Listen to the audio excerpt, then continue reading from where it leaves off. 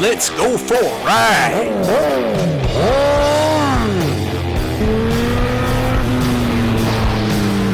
You are watching CycleCruza's all-in-one motorcycle channel. Subscribe today. CycleCruza videos brought to you at 6 a.m. Eastern Standard Time.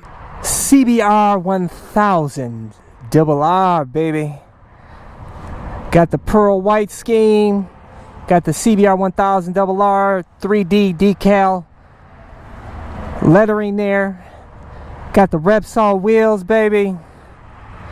Got the orange levers kicking. Got the custom GPS dock.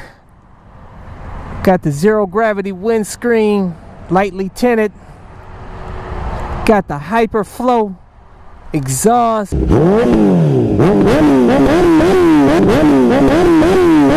Absolutely, I love that exhaust. Custom made, which is custom made for the CBR1000rr. You don't need a power commander for it.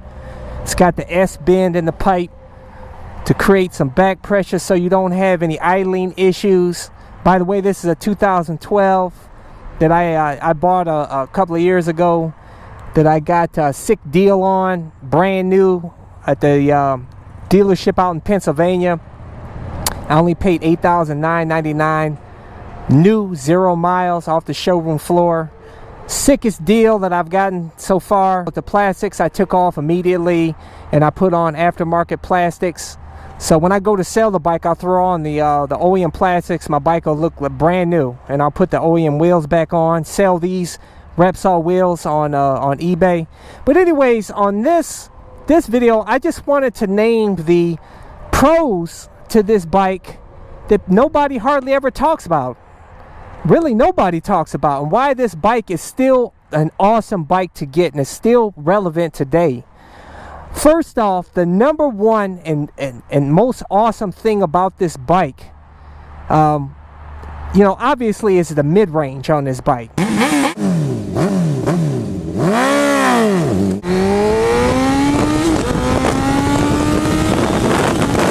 Which is great for the streets. A lot of people, that the highway bandits that like to hit the top end speeds, you know, 170 miles per hour plus, they tend to talk shit about this bike because this bike has more of a stronger mid-range but less top end. All this power, this bike, you know, if you flash the ECU and do some mods of this bike, you can haul ass on this bike as well. But the little benefits of this bike that a lot of people overlook is the tank cover. This is the only motorcycle, the CBR1000rr and the 1000rr are the only bikes. Now this is 2008 and newer. I don't know about the older ones, but they're the only bikes that has a tank cover, which is really awesome, especially for those of you that ride track. Because if you crash this bike, whether it be on the street or the track, you can completely put on brand new plastics or just replace the tank cover very easily and it looks new again. Unlike all the other super bikes out there and super sports that have painted tanks. So with the painted tanks, you get scratches on it, you crash it, you gotta take the tank off, drain it, or put a new tank on, or, you know, go through all that hassle. Otherwise, a lot of people just ride around with a shitty tank, dented up and with scratches and shit. But with this one, you can just order a new tank cover, bam. And if you get a whole set of aftermarket plastics for like $500, dude, and the bike looks brand new. And these aftermarket plastics made by Monster Fairings, which are absolutely awesome. They'll do custom job for you. They bolt on like OEM. So there's no twisty, no zip ties, none of that shit. It bolts right on, just like OEM, baby. And it looks just as good as OEM. Another great benefit that people don't talk about is this bike has a fuel computer. It'll tell you exactly how much gas you've used so far, exactly. Which is much better than the CBR1000rr, which shows blocks that just disappear. And you know, you can't really gauge exactly how much gas you have. This, you can tell exactly how much fuel you have left, which is absolutely awesome. Another benefit to this bike, which is really awesome, is that people don't talk about, is the fan. The fan on this bike is so quiet you can't even hear it. And this bike really doesn't get that hot. My 600RR felt like it got hotter than this bike. Like, you know, as far as feeling heat at your legs. This one, I hardly feel any heat. But another great benefit to this bike that really nobody talks about is its weight.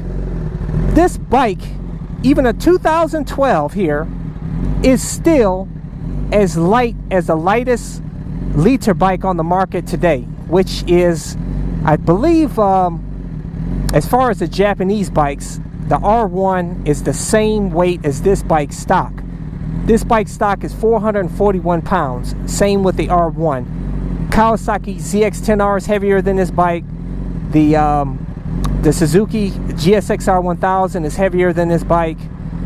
A lot of them, most of them are heavier than this bike. This bike is still one of the lightest super bikes on the market still. And you know what? Honda is coming out with the 2017 that's actually going to be 15 pounds lighter. So they're still gonna retain the #1 position for the lightest Japanese super bike. So that is really awesome. In my opinion, I'd rather have a lighter bike than to have the extra power on the bike, to be honest with you. Because out here on the streets, unless you're one of those highway bandits that likes to do 170 plus miles per hour, I mean, for most of us out here, this power, the bike on this power right here, this 2012, is overkill. You don't really, it's way more power than you need, man. Oh, shit!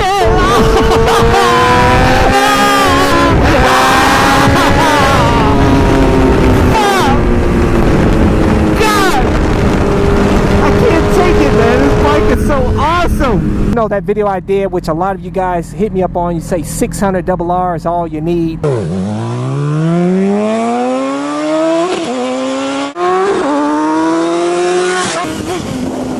Yeah! 600's all you need, baby. To be honest with you, the 600 power really is all you need out here on the streets. This is really overkill. But what makes this bike great for the streets is the extra low-end power over the 600RR. It's got stronger mid-range, stronger bottom-end power. The bottom-end power on the 600s is weaker than this bike. You have to rev the 600s more to get the power out of it, where this bike you can just chill, you know, with the throttle, and you're still getting that stout mid-range, low-end and mid-range power for the streets. But yeah, guys, this bike is still relevant. It's still awesome, fast, smooth, highly refined. Very reliable. I've had no oil burning issues with this bike. As you guys know, I forgot to mention here, I have the this Performance Works fender eliminator kit that has the plate down here on the rear tire hugger, which is rare. You don't really see that often. And the light is up here, the license plate light. But I think that looks really sick, looks clean. By the way, I'll include a link to where you can get that fender eliminator kit in the description and comment section, along with all my mods, all of my gear. I always include those links in the description and comment section because I get asked all the time. So it has cut down a lot on the comments by putting those links in the description. That's the main reason why I do it. But hey guys, that's all I have for you in this video. If you want to see more of my videos, go to my website, CycleCruza.com, click on the menu tab, My Video, and all my videos are categorized into various playlists.